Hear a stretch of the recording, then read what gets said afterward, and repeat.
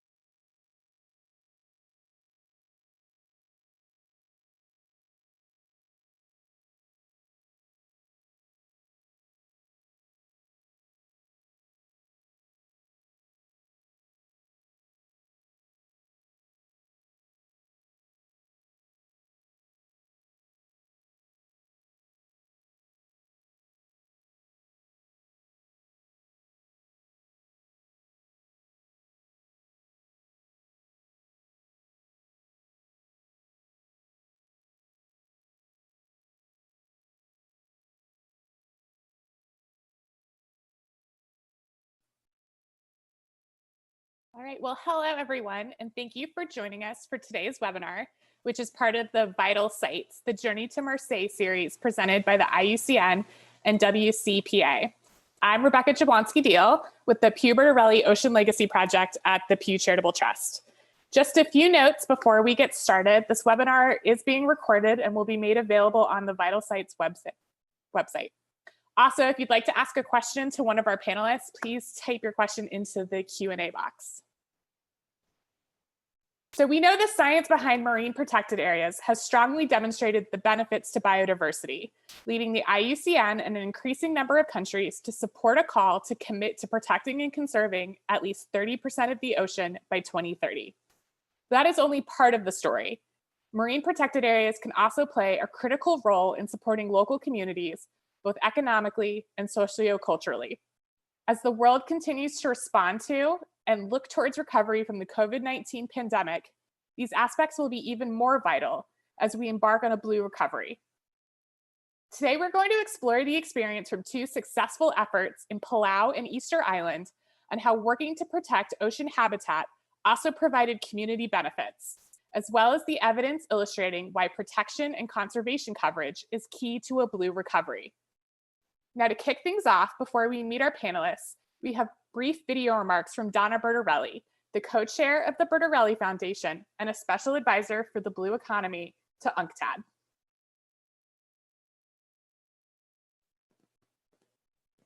The events of 2020 have forced us to rethink how we interact with each other and with our natural environment.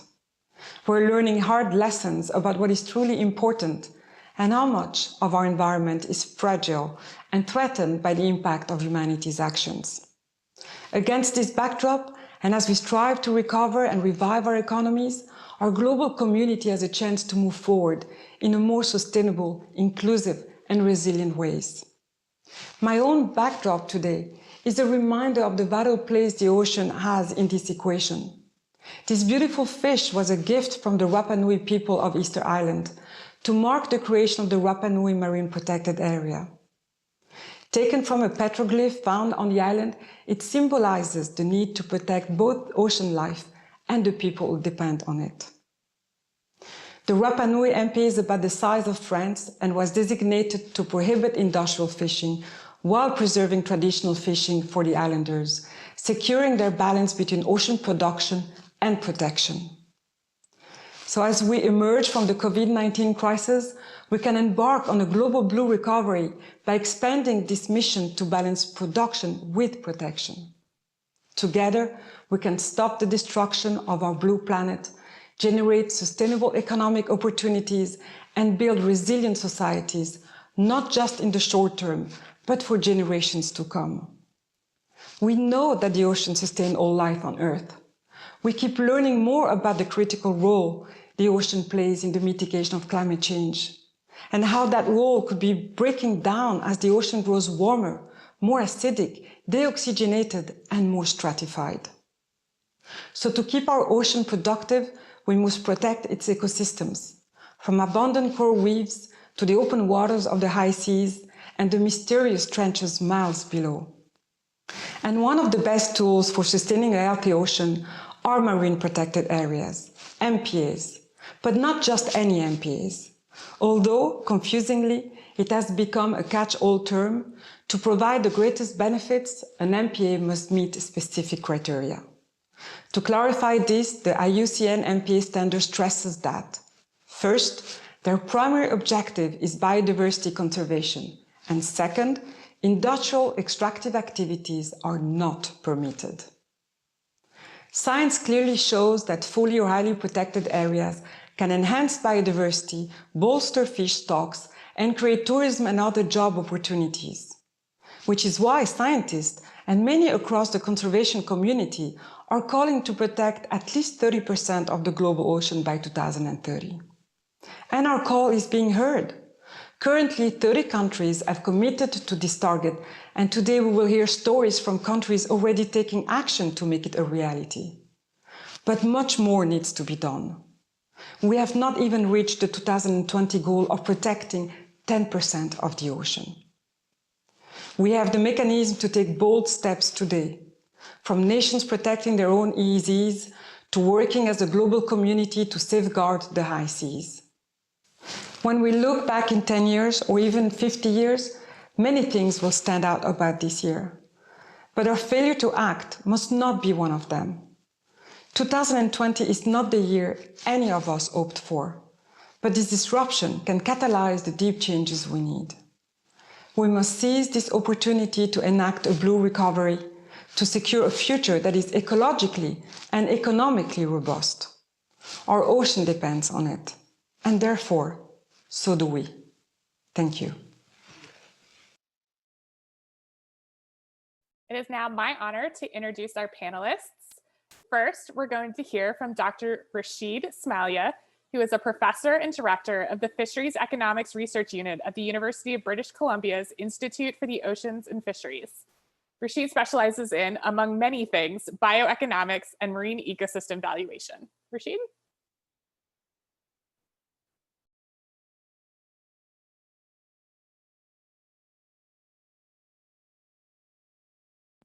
Okay, thank you very much for the introduction. Can I share my screen? Can I share the screen? Yeah. And thanks to all of you for making time to be here, because time is precious, and economists will say the opportunity cost of your time is high. So we need to take that into account. What I've done here is to pick out a few slides to do some high-level summary of two key reports and that came out recently on the need for protecting the ocean, why we should do it, and actually a lot on economics and how to finance this. So that will be the thing. So the title is Recognizing the Value of Conservation and Protection. And I think this title is chosen carefully because really, when many of us talk about conservation, we care about biodiversity, we care about the animals, we care about nature. But actually, if you look at this, at the end of the day, is because we care about people. So conservation, unlike what many people think, to me, conservation is about preserving jobs today and jobs tomorrow, incomes today and incomes tomorrow, not just only income now, right? So that is what protection and conservation truly means, because they allow you to keep getting the benefits we get to. So this is my favorite model. And it shows a very strong relationship between the ocean and people, nature and people more generally, the environment and people. And I love this model a lot because you can simplify it to the point I have done, or you can complicate it to hell. I mean, you can open this up in so many ways. But I think for our purpose here, this simple framing is enough. So you look at the ocean environment is here, and this is our economy, and we are contained in the environment. And Pacific Island states know this. I mean, very tight to the ocean and small land, lots of ocean EEZs, for example, exclusive economic zone. But if you look at what we do, we go to the ocean and take all the good things. The good things we like, the fish and other things that we take from the ocean, good stuff come from the ocean. Then we take it to our economy. We do all that we do with it. We do the processing, we do the eating, we do the sharing or not sharing. Sometimes a few people run off with everything. And that is generally not good for society because of social consequences. And I'm happy my colleagues will really feel up here about how conservation and protection helps people really on the ground. So we take the good things, and when we do our economic activity, cultural, social, we pump out waste, we generate waste, and they go back to the ocean, whether it is plastic, whether it's CO2 going into the atmosphere, causing us trouble with climate change and all the things Rebecca mentioned earlier, and also Donna actually mentioned earlier, acidification and warming and deoxygenation. So this is the model that actually simplifies everything. From the ocean and the environment, good things come to people, and to the ocean and the environment, we people pass bad things, the pollution. And if we don't do this well, if we don't conserve and protect, if we are left to our own devices, we are going to take this system down, and we will be the ones to pay the price. So I just had a quote where I said, without the fish stocks, there will be no fisheries, there will be no fishing jobs, there will be no seafood for us to eat, and it just goes on and on. Everything starts with nature. So we've got to take good care of it. I've spent a lot of time here. Now, more specifically, when we talk about protection and marine protected areas, whether it's 30 by 30 or 10 by 20, the current one, there are many values that are attached to protection. And one of them is actually what I illustrated, helping us to keep this system going. Is renewable. When you talk about fish, we want it to go on not only for us, for future generations, our granddaughters and sons and so on. And protection and conservation can help us achieve that. So we say in economics that marine protected areas provide us insurance. So you don't fish everywhere, because we know that we do mess up things and we can make mistakes. So if you protect part of your ocean portfolio, even if we mess up where we fish, at least we have a backup. So this is also investment. This is why you don't put all your money in one stock, no matter how good it is looking today. So insurance value is very important. Then there's recreational value, and I think Jennifer will talk about this in relation to Palau. And what we find is that really a shark that is alive or a whale alive is more valuable by many times than killing the shark and taking the fin and selling for $140 and that's it. You can actually, there's an estimate where you can make up over $1 million on one shark through ecotourism and recreational fishing and things like that. So a lot of our ocean life are more valuable alive than dead. We just need to have that and understand that. Now, the medium to long-term fisheries is the more controversial one, because if you take part of where people are fishing, at least in the short term, you're going to see some drops. And this is why there's so much opposition, but this is all really short term. If you look medium and long term, all our estimates and all our modeling, we and other people around the world shows that if we have the guts, the political will to rebuild, we are going to get more fisheries benefit. Then there are all sorts of values, carbon value, sequestration. I can't go deep into this. I'm just dropping them out. Then option values, like I mentioned, our grandsons and daughters, future generations, just by conserving and protecting and making sure the renewability continues. We are also giving our future generations the options to also eat good fish, not only jellyfish. Climate resilience. And we are seeing more and more that the more life you have in the ocean, the more sequestration and also climate modification and so on. So the ocean is big. Equity is going to come back later in a paper where we talked about the high seas, and we were proposing that we just close all the high seas to fishing. If you do that, small countries, small developing countries, island countries can benefit from all the fish in the high sea because they come in and out of the high seas and EEZs, and you can catch them. At the moment, the large fishing countries, about 7-8 of them take 80% of all the values of fishing in the high seas. So equity is another thing. All right, so this is the thing.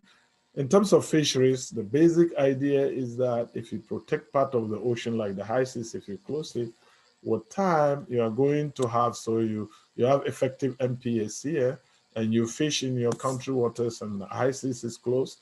What happens is that with time, animals are amazing. If they have peace and nobody's chasing them around, they grow well, they spawn, they produce more. And then when it's crowded there, or it's more dense than normal, some of them will jump over and jump into your boat, right? Less cost of fishing, less carbon emission, you get your fish, more countries get to catch it. It's just beautiful. When we did this analysis, even I was surprised.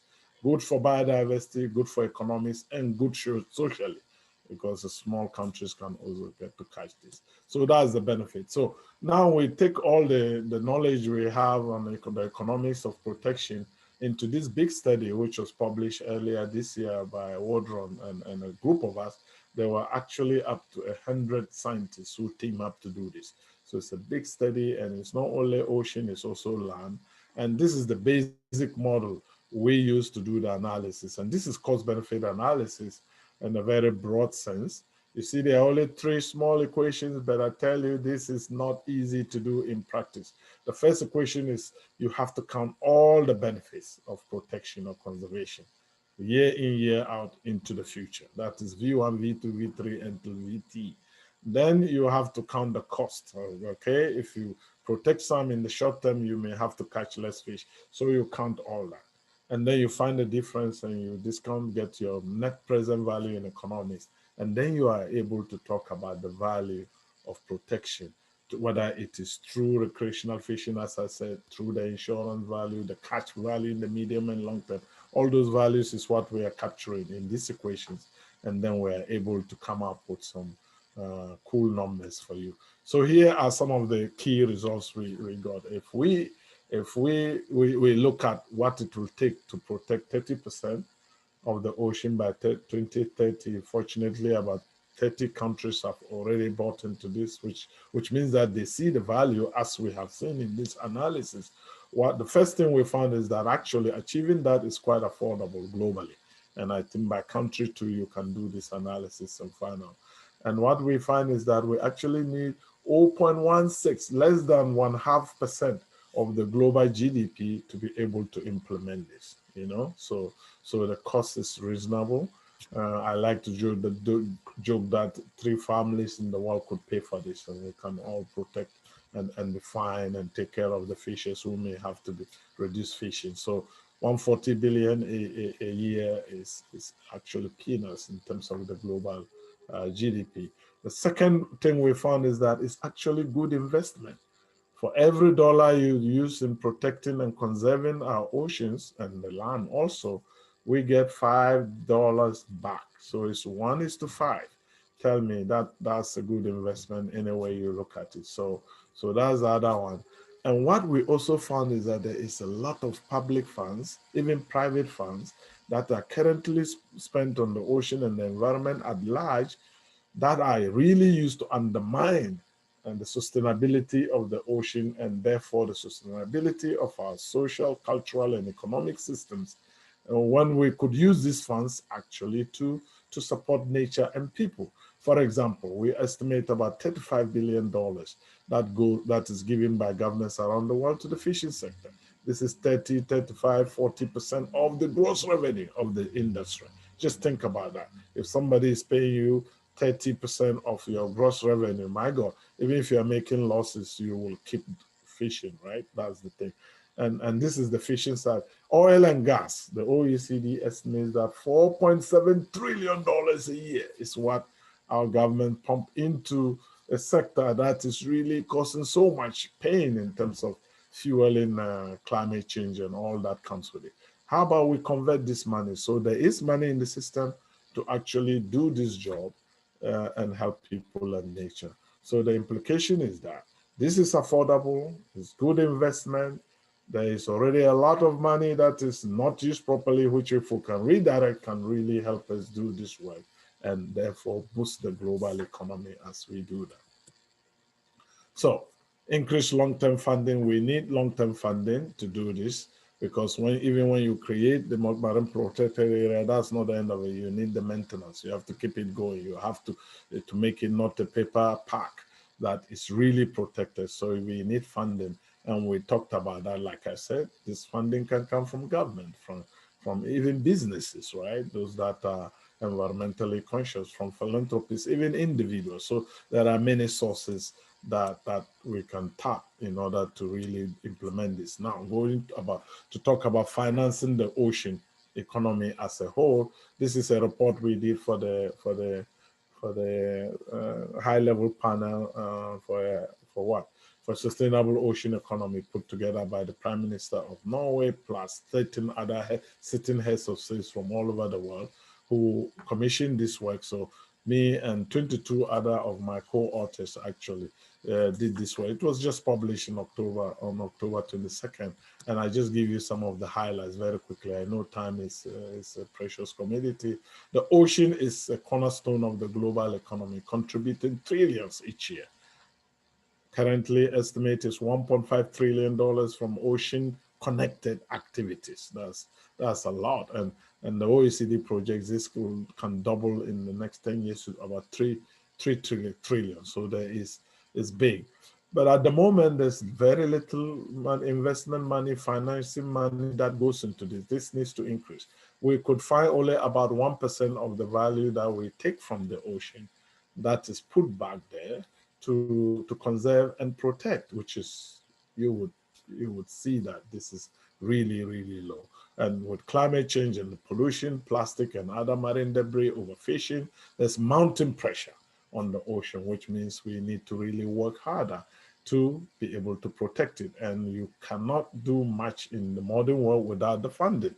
So to do this effectively and achieve a sustainable ocean economy, we significantly need to increase the financing. So here, that's a summary. This is an example from the Mediterranean. They need about almost $800 million gap in the financing of their marine protected areas was discovered in a study, and globally we actually estimate about $7.7 billion needed in terms of just protecting 10% only. So that's the thing. We need to find financing. I mentioned the return 1 to 5 that came from that report I mentioned. And investing in effectively managed MPAs can increase habitat protection and ecosystem resilience as climate change and other pressures are on. The more we actually protect the ocean and try to conserve it, the better we will be. I like to say that fish is like the human being, right? If a fish population is weak, is so low, and it gets hit by a crisis, it just collapses. Just like the human being, if you have pre-existing conditions and you are hit by COVID-19, you know what happens. But if you're healthy, you have a better chance of fighting back the virus. So the same, fish and people, same, no big difference. We're all living this. And in the report, we identified a number of barriers to getting more finance in order to ease this up. For the sake of time, I just mentioned that, but again, the report is out, it's in public, and we have the full report, we have a policy version, and we have a summary, so you can choose how far you want to go into this. Finally, we identified a number of ways that we can improve financing, not only to protection, marine protected areas and conservation, to all those who want to do business on the ocean or by the ocean or inside the ocean. And so we ask for setting up of and implementing new common guidelines and principles that will help guide investment into this, strengthen knowledge, data, and capacity, especially in the developing world. We need to improve finance and investment capacity that will help the ocean, but also more generally the economy. Create supportive and inclusive enabling environment, okay? Stimulate the pipeline of investable, sustainable projects. And there are lots of creative things being done to bring the private sector and the public, debt swaps and so on to try to make this happen. Explore new financing mechanisms. Develop best practices to incentivize sustainable behavior. Insurance can be pulled into play, and there are examples where insurance companies are helping to, because it's good for their business to protect the businesses they insure. And we also urge them not to support illegal activities like illegal fishing, because we found out that some companies actually finance boats that are used for IUU fishing, and we got to stop that. We got to support good actors and discourage bad actors. Yeah, thank you very much for your attention. Hopefully I haven't taken too much time, Rebecca. Thanks. Thank you, Rashid. Next, we'll be joined by Jennifer Koskelen, who's joining us from Palau, where she works to support the designation and implementation of the Palau National Marine Sanctuary and is the co-founder of the Palau Pledge, which is a global reference for sustainable tourism. Jen? Hi, thank you. And it's really exciting to be in the same panel as Rashid and Ludo, two of my favorite people. And I'm happily speaking to you from Palau. And I think I wanted to share a little bit about the campaign that was run here in Palau. First and foremost, my background is not in conservation. I used to run marketing campaigns and customer strategy out of New York for big agencies. And then I came back home to Palau, and I wanted to come back home and contribute something to the community. And one of the things that I realized was missing was this concept of trying to utilize sort of modern tools in a way that amplifies our culture and preserves our culture. And I used to work in business, and I got a knock on my door from an organization that said, hey, can you help Palau designate this marine sanctuary? And that was the Pew Charitable Trusts. I was happy to contribute, but I didn't know anything. So the first thing I went to was research. And one of the research pieces that I looked at and the team looked at was Rashid's work that specifically looked at fisheries and how that was a declining industry, and tourism as an industry that was on the rise and really contributing to island economies.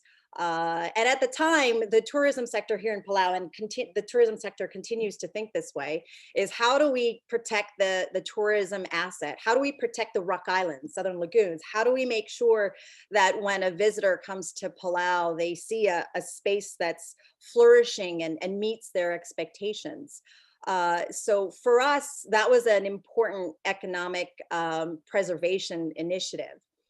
The other piece was there was this consideration around a lot of industrial commercial fishing in Palau that didn't contribute anything to the Palauan economy. I can count on one hand the number of people that worked in fisheries, the commercial fishing industry in Palau, and the rest were foreigners. And there's a joke in the tourism sector. Restaurants would say, hey, I got lucky. I got some of the rejects from the fishing vessel.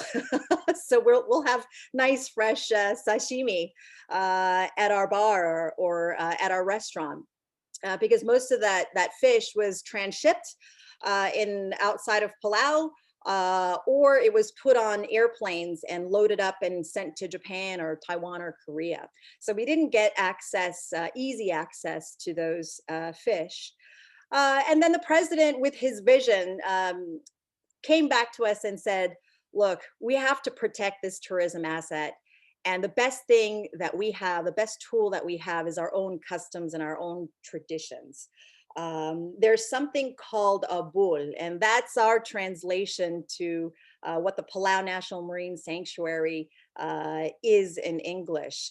And so when we embarked on this process of creating the Palau National Marine Sanctuary, initially it was a little hard to talk about because we have this great data and information from Rashid, but I can't go to the community and do that same kind of analytics and get everybody going, yes, I'm on board.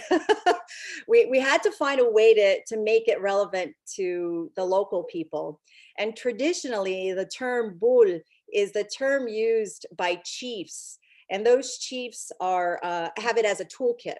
So a fisherman might come to the chief and say, hey, took me a long time to get fish this weekend.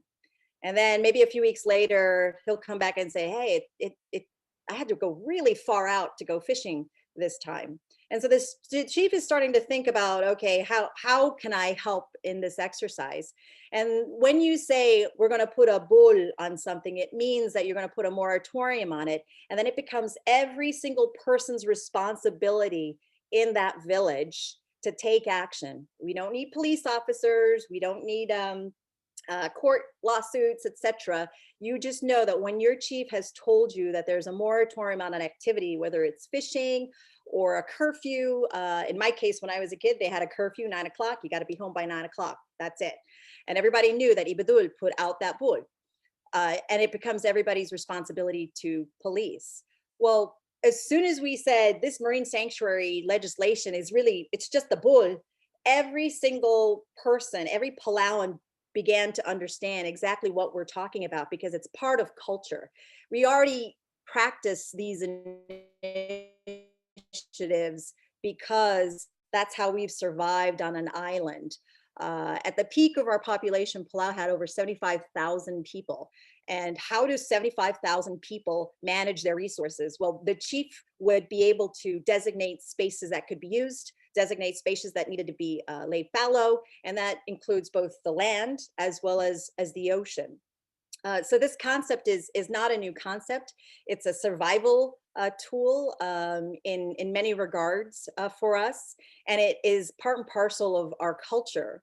Now, if you take that idea of a bull and having it being everybody's responsibility, when we made that legislation go into force just this past year, 2020 is the first year that 80% of the Palau EEZ is closed to all extractive activities. It's a no-take zone.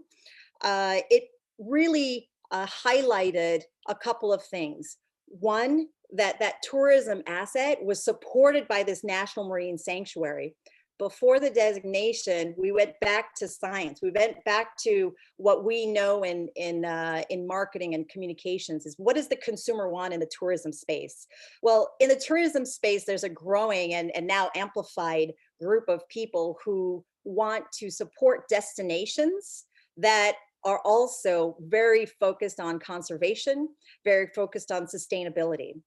And we learned that when we tested this idea of if Palau created a national marine sanctuary, would you choose Palau between multiple different destinations of choice for a holiday? What we learned was everyone, almost 95% of those asked that question decided that Palau was going to be their choice. It's what marketers all say. It's a unique selling proposition. It's the pillar for the Palau brand and the Palau as a destination. So for us, this was a no-brainer from a maths perspective, from a business perspective. And if you just think back to Rashid's research, that's basically what it was saying. If you have an industry that is in growth mode and you have a new unique selling proposition like the marine sanctuary, and you have another industry that's really dying and no one's participating in it from a really active employment perspective, then if you're a little government with small investment dollars, what would you invest your resources and manpower against? And you'd invest in the space where you knew that you'd get the highest return on that investment.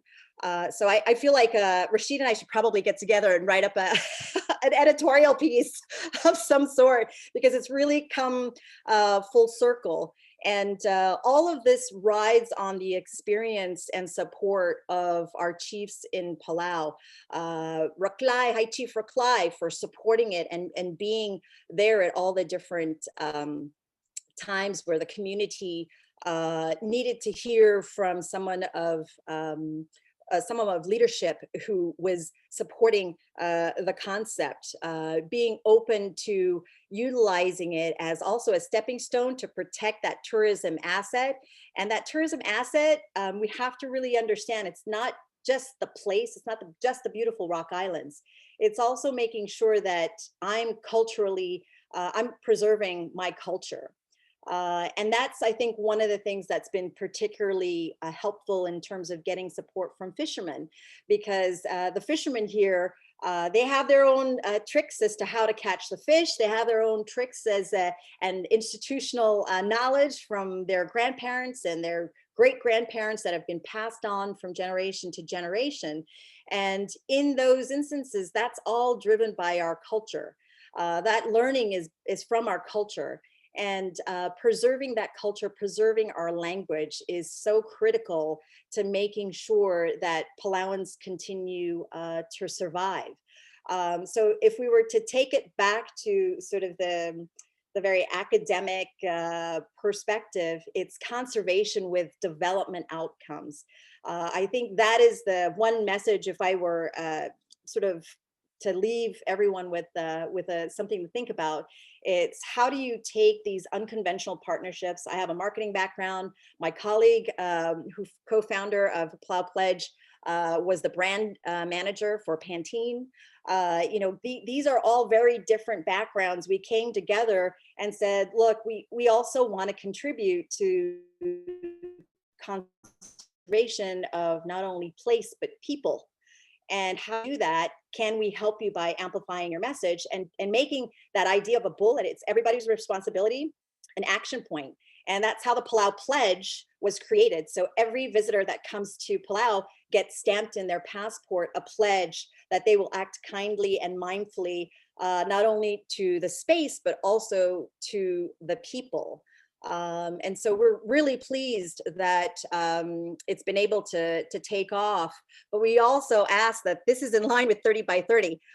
We hope that that tradition of the bull and that tool that a chief has that says, please, let's all take responsibility for our individual actions, is then also translated and becomes a trend and a wave outside of Palau, because we in Palau can protect our space, but we still have trade winds, we have currents, and then unfortunately we still see a lot of what comes from different places in maybe Asia, smog, a lot of ocean debris that comes through. And so this effort is really about how can we do our work here, but then also could we ask that you also help us by taking that challenge and also taking on the pledge of 30 by 30. Really appreciate that I was asked to be on this panel. I'm happy to answer any questions, and thanks to Ludo and Rashid for always fighting the good fight. Thank you, Jen. And then finally, we're going to travel back across the Pacific to Easter Islands, where we're joined by Ludovic Burns Tuki, who is the Executive Director of Te Mau o Te Waikawa, which is a community environmental education and conservation group on Rapa Nui. Kapai mai, iro te koro nei, e te atua mana te rangi. Hanga mo hamaruru atu ki a koe. O oe, e vai mai te ora pouro te mahana, mo here tātua ngarina. O ira, maururu ki a koe, tātou piri, ki te anga nei, mo te moana nui a kiwa. Mai te motu o ana, ki te ngati parata, ki te ngati mahinui, he poreko atu ki a Gilbert Burns Whatupua. Mai ki te motu o Rapa Nui, he poreko atu mai ki te mata o te miru ki te pātuki, he poreko atu ki a Maria Assunta Tuki Pakomi. Ararua, he poreko atu ki te atariki ko Ludovic Burns Tuki. Hi, everyone. My name is Ludovic Bernstucki, and I am very happy to be there to share our experience from Rapa Nui. And in the beginning, well, it's important to consider that for us, there is first the divinity to thankful. The second thing is the ancestor for the memory. That is why we have our moai to remember our ancestor. And finally, the third is the person. And that's why I was talking about my genealogy and from where I'm coming from. So it's important because we are part of all this. And well, in our work, I am the executive director since 4 years, and we have created the marine protected area of multiple use. And we are very happy with this marine protected area. It was not easy to make it, but all beginning with the creation of a marine park in Motumotiru Hiva, where it was made without the people. So it was made in 2010, and then it beginning to generate with the people more interest about the ocean.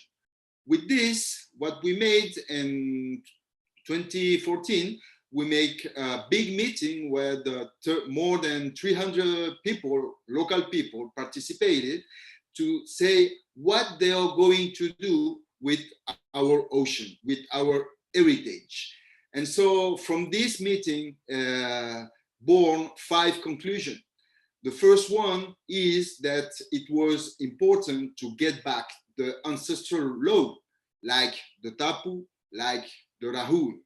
The second thing was necessary to make a lot of education to the community and to the children about the ocean, to protect the ocean. The third thing is how we need to more vigilance about illegal and industrial fishing, because our fishermen was looking the big boat that was taking off all the tuna. The fourth one was to create a marine protected area that will give insurance to the people for the futures. And finally, the 5-1 is to create a local council that are going to make the administration about all our economic zone. So from this, after a lot of communication playing, where I want to really thankful all the support of all the team of Pew with this. Why? Because they give us the tool to share to the people all the communication and the importance to protect our ocean. And then we arrive finally in 2017, where in the process that we call the indigenous consultation, we finally vote about the creation of the marine protected area of multiple use. But there is a particularity with this. The particularity is that first, all this marine protected area will be a co-administration with the states, and where it will be 7 local representatives with local election, that will be with 4 representatives of the states. That's the Minister of Environment, the Minister of Defense, the Minister of Economic, and finally the Minister of I have a Defensa, Medio Ambiente. I felt one. I have the nervous. But the most important of this is that we can say that as a state, Chile make a big step in the recognition of the ancestral right of the Rapa Nui. And so today we are very happy because since 2 years ago, we have elected our local authority, and there is a co-administration with the states.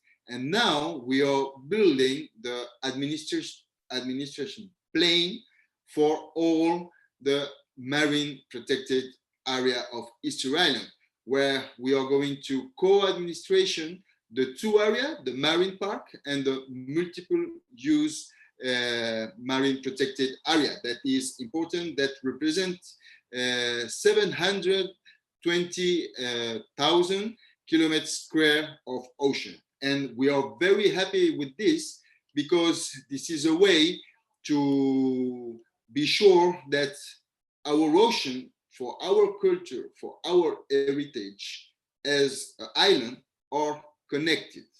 And I would like to invite all the people that are listening this Zoom that we will have a big event on at the end of this month, on the 28th of November, where we are going to make the Koro Nui o Te Waikawa, who means the big meeting with the people that what are we going to do with our ocean. And then we want to make homage to the people who was lost, who left, and homage to our Polynesian brother.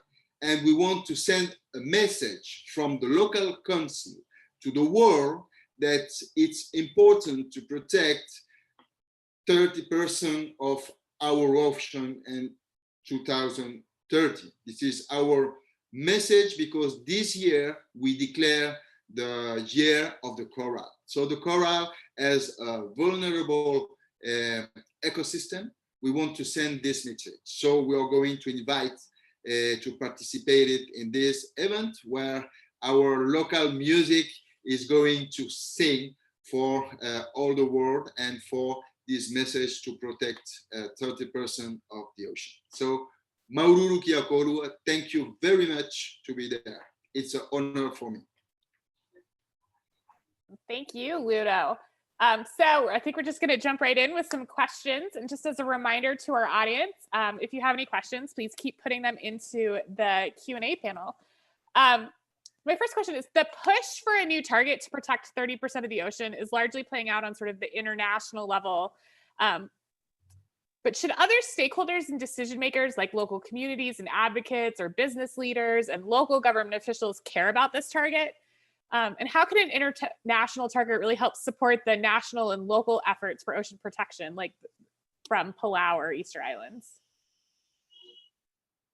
Sort of anyone who wants to jump in. I want to jump in badly, mainly because this is the evolution of creating these MPAs, right? So the work doesn't end when you create the MPA. The implementation is ongoing, and it's sort of what I was alluding to before. At the moment, I failed to sort of say that at the moment, Palau is actually closed.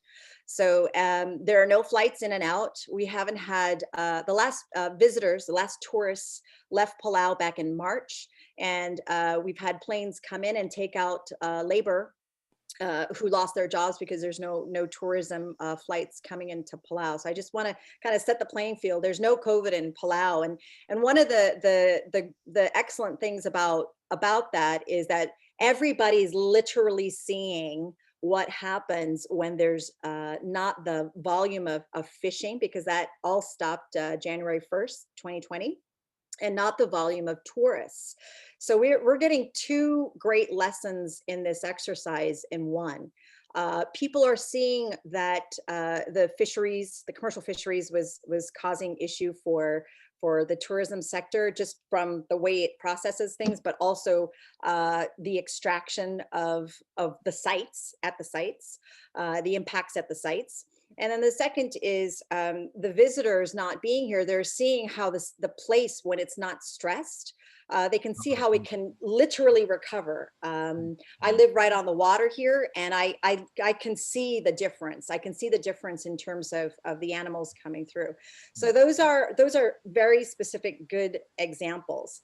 And so people are reminded of their tradition and their culture of preservation for their own individual survival.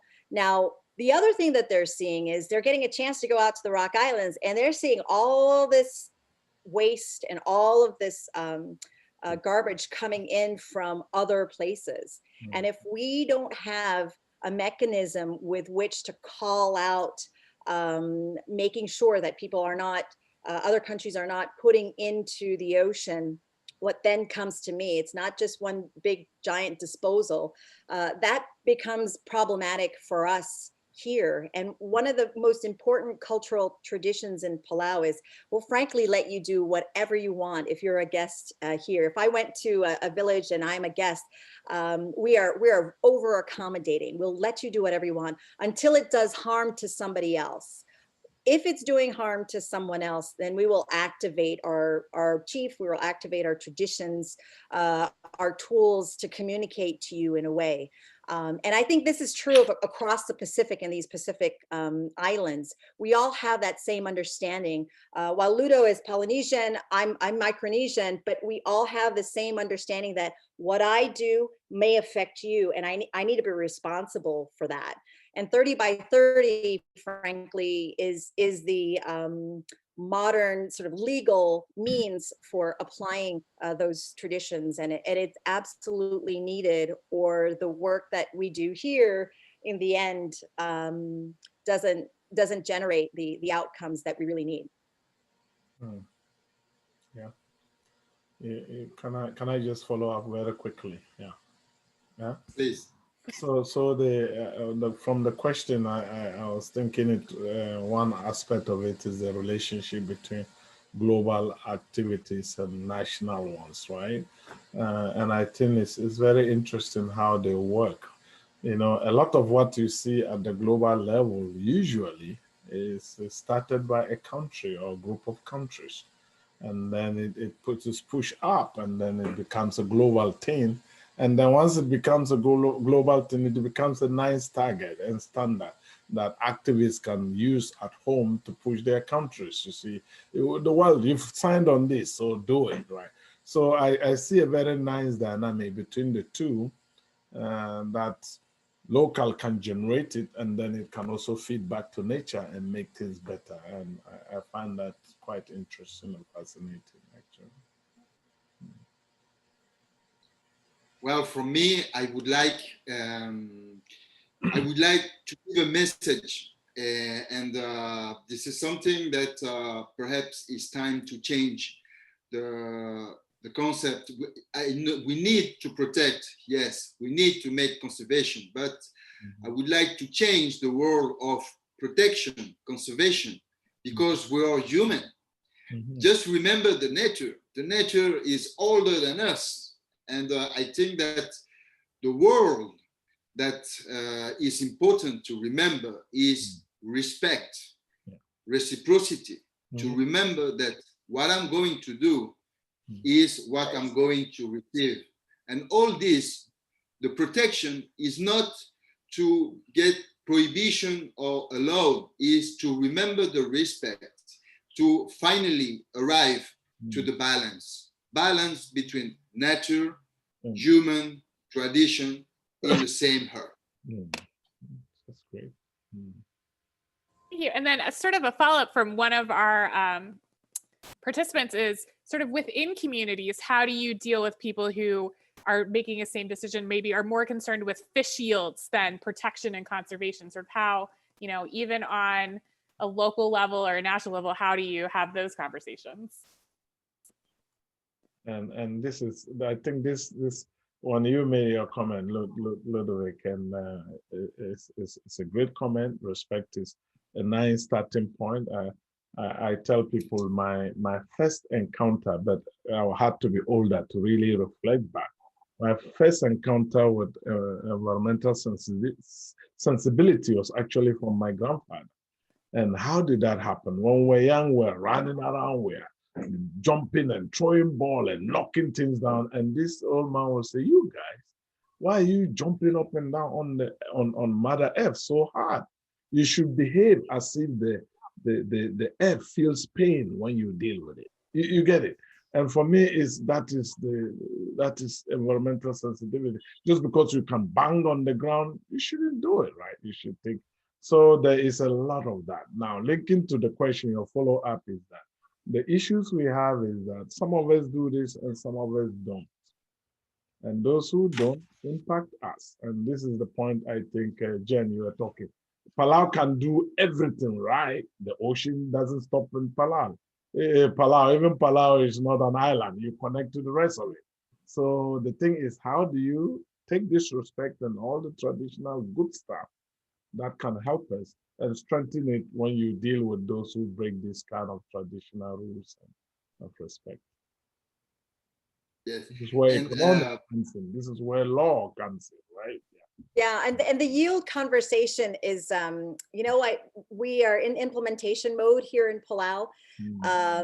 And we really, when we have these conversations over and over again, I'm realizing that we have to have them in language. We have to have them when we're speaking Palauan, because when we start talking to the community in terms of economic yield and what are the benefits of the Palau National Marine Sanctuary, everybody goes like, oh, I'm not an economist. They all kind of go into this like, I'm not smart enough. I don't have a PhD. What do I do? I can't respond.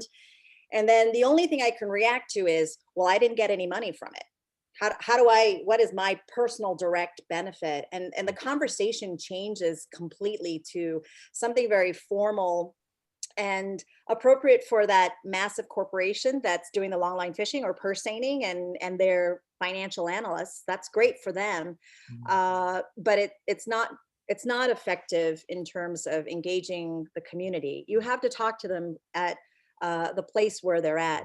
I think if there's one thing I've learned in this process, you have to go to them. You can't expect them to come to you and then operate in the space that you define them, because there's an economist that's saying one thing and a marine biologist that's saying one thing, and it's a form of intimidation, frankly. I'm getting activistic, but I feel like that's a way to kind of shut up the community. Is like, well, did you do an analysis on that? Well, yes, I did, because my grandfather, my great-grandfather, and my great-great-great-grandfather told me this is the way to do it. And that guy came over and did all that research and got his PhD, and went off and now is talking about those knowledge, the information that is passed down from generation to generation, like aggregation sites. Those are huge here in Palau for diving, but you don't tell people where they are. You go and you take what you need, and then the next time you need it, you go back. So they can have that conversation about an aggregation site. It's very hard to talk about sort of the science behind it, and I really do believe that in some ways it's a means to intimidate people out of the conversation. Sadly. Yes, and I would like in this way to share experience with now the pandemic of the COVID that we have. For us as an island, we receive tourism. We see the information in the TV everywhere, in the internet, but no one doesn't mean what is this ill and what is killing people. But there is something very interesting that our mayor made in the Rapa Nui, is that when he say to the people that you have to stay to the home, that you're going to get back to the tapu. When he say tapu, all the people respect and remember what it means. And it's very interesting how this pandemic was an opportunity to get back to this ancestral law. And the second thing that then I want to share with you in the way of how the culture is very important is, for example, that in the figure of protection that we have, that is marine protected area of multiple use. It means that you can make everything that you want. But as our organization, we were against the industrial fishing, against the industrial mining. So when we were in the negotiation with the states, the states say you cannot make prohibition of economic activity like industrial fishing, industrial mining, because it's against the right of the Constitution as a person or as an enterprise or a group. So when we make the negotiation, we say, okay, I'm not going to prohibit the industrial fishing, the industrial mining. I'm not going to prohibit it. I'm going to say that when you are going to write the decree, in the decree you will say, you can do everything that you want, but if this thing is not in our tradition or our ancestral law, you cannot do that. I'm not going to prohibit it. I'm just telling to you that if it's not in my tradition, you cannot make it. And with this way is where we get out all the industrial activity and only the ancestral, the traditional, the artisanal system of fishing you can make in Australia. So this is a way that in front of the of our world, of the economic, of the law, how the heritage, the ancestral tradition can be a way to get what you want. Great. Well, thank you. Unfortunately, we are out of time for today. So I apologize to anyone who wrote in questions that we weren't able to get to, but I'd like to thank all of our panelists for joining us today. I think it was a great discussion, and I hope everyone listening in enjoyed it as well. And just a reminder that the recording of this webinar will be made available at the Vital Sites Journey to Marseille website in a couple of days under past events. So thank you everyone once again, and have a lovely rest of your day or evening. Thank you. Yeah, thank you so much. Thanks, everyone.